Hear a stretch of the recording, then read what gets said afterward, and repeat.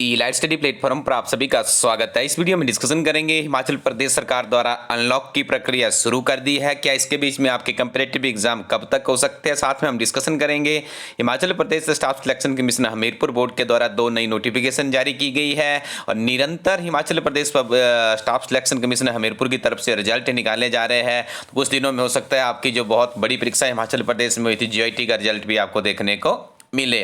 तो आइए शुरुआत करते हैं अनलॉक की प्रक्रिया से। जैसे आपको ज्ञात ही है कि महामारी के दौर से हम सभी गुजर रहे हैं। सबसे पहला तो हमारा दायित्व बनता है कि अपने आप को सुरक्षित रखिए, अपनी फैमिली को सुरक्षित रखिए, तभी आप आगे की बारे में सोच सकते हो। यदि आप सुरक्षित है, अपने कमरे में है, तो ज़्यादा आपकी आज की डेट में आपको कहीं भी इधर उधर जाने की आवश्यकता नहीं है, क्योंकि सरकार के नियमों का आप पालन कर रहे होंगे। तो इस मौके का सदुपयोग उठाइए, निरंतर नियमित रूप से पढ़ते रहिए। हर रोज सुबह हमारी टीम आपको करंट अफेयर का वीडियो देती है, उस वीडियो के साथ में अपने पढ़ाई की शुरुआत कीजिए। ई-लाइट स्टडी कोरोटिन वेबसाइट पे कुछ पुस्तकें भी अवेलेबल है, उनके साथ में ऑर्डर कीजिए। अपना दिन रात एक कर दीजिए। निश्चित तौर पे जो ये अनलॉक शब्द है, ये आपके लिए आने वाले समय में एक अपॉर्चुनिटी का रोल यहाँ पे पैदा करेगा। तो देखिए, जैसे ये अनलॉक की प्रक्रिया शुरू होगी वैसे वैसे ही सर यहाँ पे साफ कहा गया है कि सरकारी दफ्तर भी खुलेंगे। सरकारी दफ्तर, स्कूल, कॉलेज यदि धीरे धीरे ऐसा नहीं है कि बच्चों के लिए एकदम से खुल जाएंगे, लेकिन जैसे अभी वैक्सीनेशन के लिए कहा गया है, जितने भी टीचर्स हैं उनकी वैक्सीनेशन हो जाएगी। ये खबर सीधी आपके कंपेरेटिव एग्जाम के साथ में जुड़ी है। अब देखिए, जो रिक्रूटमेंट एजेंसी है उनको यदि एग्जाम करवाने हैं तो उनका जो मेन सोर्स होता है कॉलेज और स्कूल होते हैं, जहाँ पे उनके परीक्षा केंद्र स्थापित किए जाते हैं। तो जैसे स्टाफ उनके पास आ जाएगा, वहाँ पे थोड़ा सा काम करना शुरू हो जाएगा, तो सीधे आप देखेंगे एकदम से Himachal Pradesh public service commission और सबऑर्डिनेट की तरफ से आपको नया शेड्यूल मिल जाएगा एग्जामिनेशन का। क्योंकि इसी दिन का इंतजार कर रहे थे कि एग्जाम की डेट अनाउंस करते तो करवाने कैसे है। क्योंकि अभी ऐसा भी होगा कि एकदम से स्कूल या कॉलेज के बच्चों को नहीं बुलाया जाएगा, क्योंकि थर्ड फेज जो कि अभी बताई जा रही है वो ज़्यादा हार्मफुल रहेगी टीनेजर्स के लिए। तो यहाँ पे सीधी सीधी आपका अब ऐसा अनुमान लगाया जा सकता है, न्यूज़ों के आधार पर ऐसा विश्लेषण किया जा सकता है, हमारी टीम के अनुभव के आधार पे भी आपको एडवाइस किया जा सकता है कि आने वाले 8-10 दिनों में आपको इनका शेड्यूल मिल जाएगा।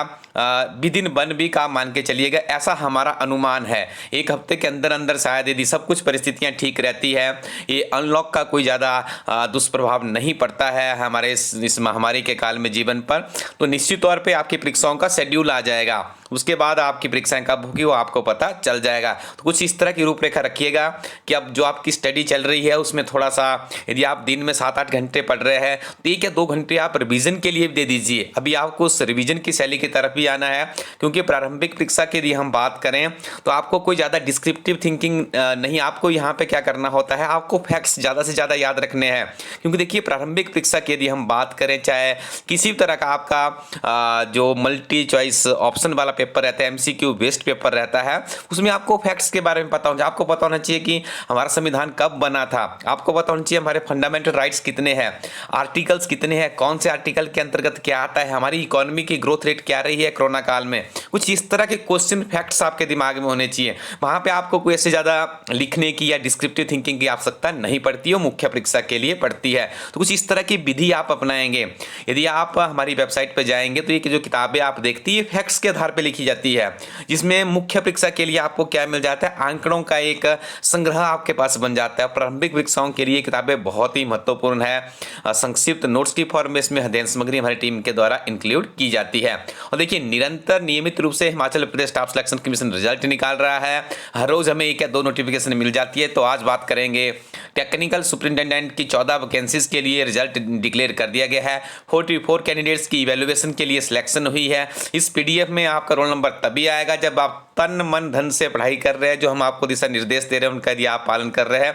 निश्चित तौर पे आने वाले समय में आपका नाम इस तरह की PDF में आ सकता है। उसके लिए नियमित रूप से पढ़ते रहिए। दूसरा रिजल्ट यहाँ पे डिक्लेयर किया गया है प्लांट ऑपरेटर का। 6 वैकेंसीज है और यहाँ पे देखिए 21 कैंडिडेट्स की सिलेक्शन हुई है। सभी को हमारी टीम की तरफ से बहुत बहुत बधाइयाँ। अब देरी ना करें, सीधे विजिट कीजिए ई-लाइट स्टडी कोरोटिन। बहुत ही नवीनतम किताबें यहाँ पे अपलोड कर दी गई है। और देखिए, प्रीवियस सॉल्वेंट पेपर की किताब है हमारी, ये की किताब हिमाचल प्रदेश में पहली बार इतनी सारी परीक्षाओं की आप अपनी स्क्रीन पर देख पा रहे होंगे। प्रारंभिक परीक्षा के प्रश्न पत्र डिस्क्रिप्शन के साथ में सॉल्व किए गए हैं और मुख्य परीक्षा के प्रश्न पत्र भी यहाँ पे सम्मिलित किए गए। बहुत ही बेहतरीन बेहतरीन किताब है। इन किताबों के साथ में अपनी तैयारी को आगे बढ़ाते रहिएगा। और एचएस के अभ्यर्थियों के लिए बता दें, हमारा कोर्स भी लॉन्च हो चुका है, जिसमें आपको मिलते हैं 10 वर्ष के प्रीवियस सॉल्वर क्वेश्चन पेपर है, मॉक टेस्ट है, कंप्लीट सिलेबस कवरेज है और करंट अफेयर्स है पिछले 15 महीनों के। इस ऐप को भी आप इंस्टॉल कर सकते हैं। इलाहा स्टडी एजुकेशन आपको टाइप करना है और वहां पर जाके आप इंस्टॉल कर लीजिए और आगे अपनी तैयारी को करते रहिएगा। Thank you very much. Keep watching इलाहा स्टडी यूट्यूब चैनल।